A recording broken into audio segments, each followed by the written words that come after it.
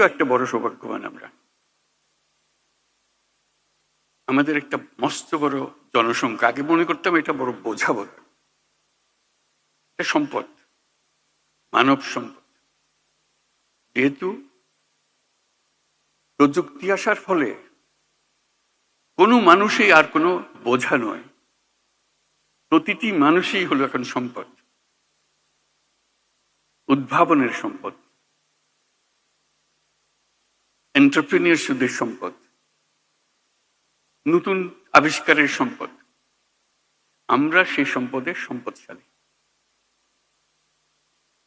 আমরা পৃথিবীর 8ম জনসংখ্যার দেশ।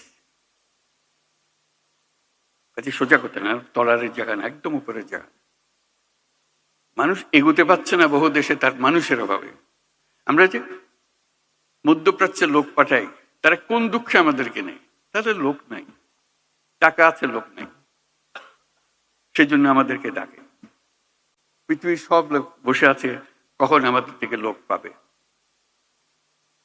আমি প্রায় বলেছি, চীন যেভাবে অগ্রসর হচ্ছে, চীন হলো সবচেয়ে বেশি সর্বোচ্চ সংখ্যক জনসংখ্যার দেশ।